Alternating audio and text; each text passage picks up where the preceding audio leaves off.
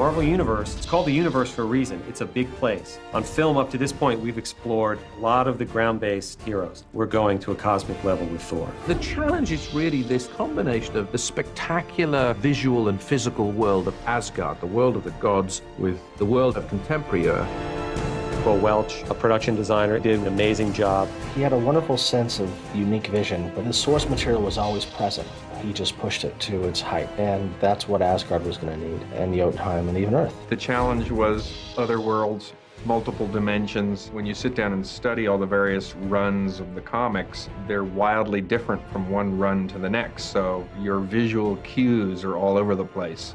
I've got 1 foot in Jack Kirby land, who generated, I think, the iconic imagery of Thor. I've got 1 foot in Norse mythology, and I've got 1 foot in beautiful, perfect, modern, Zen-like architecture, so that there's room for these elaborate characters and costumes to breathe. Asgard needs to find a way to capture what Kirby designed and created on the page and find a way to translate that into a wonderful new scale and size that looks amazing on film. And Bo's team did a beautiful job imagining these things, and it was no easy process. And he went through many, many designers and many, many designs to kind of get us to this place. In talking with Ken, we had decided that Asgard's inhabited by warrior gods, but that they live at the top of the 9 realms.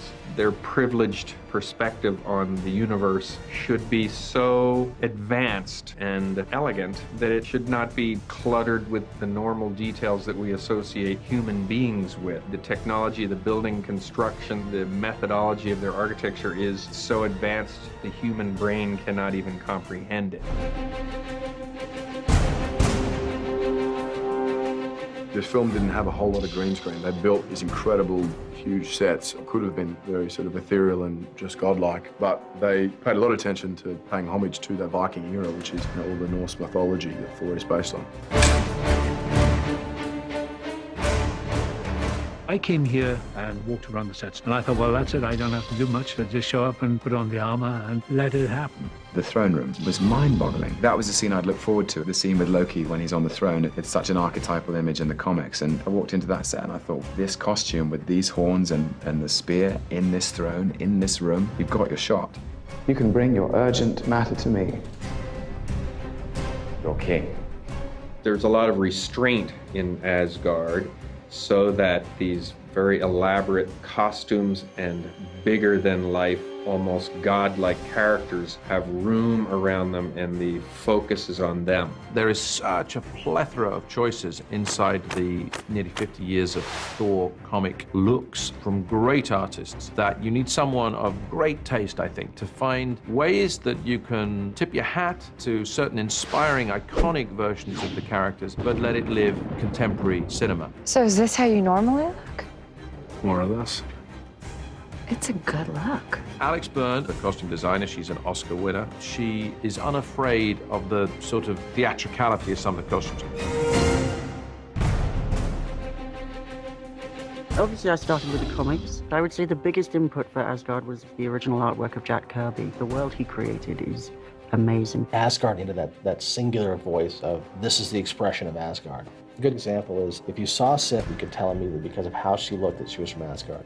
For the population of Asgard, I wanted to keep the idea of the comic book graphics where he ombres out the crowd and keeps it very monochrome, and that seemed a very good way to keep the population of Asgard present but not distracting. And we have actors, we have faces, we have human proportions, and the biggest challenge of this is how to make them look like real people, albeit gods, but they're real in terms of not people wearing silly clothes. We're trying to hint at things that are technological and really advanced, but we can't really show them in a way that would make it feel like it was from our world. So it becomes a challenge, and I think that a lot of the stuff that we try to do is just make it a really amazing looking costume. Here are a couple of Thor images that you can see that were done very early on. You can see a lot of the Norse designs that's in it. This is an actual Norse symbol that I took apart, just abstracted into his armor. And then this was the attempt at trying to modernize him. It was based off of kind of the ultimate design of Thor, but smashed in with a modern take of some Norse designs. One of the things that we were trying to do was play a lot with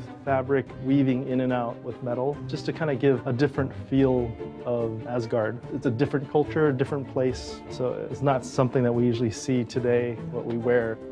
I think the most challenging thing was trying to come up with all these characters that had to fit into Asgard. You're trying to figure out, did they live here? Were they part of this culture? How much influence did they have from outside? And trying to get that balance, it was a challenging part, but it was also what was fun about the project. One of the things that I enjoyed doing working on these projects is being sort of a middle ground between what the comics is and trying to take it into an illustrated realm that adds a little bit more reality to it, and then having the costume designer have that as a base.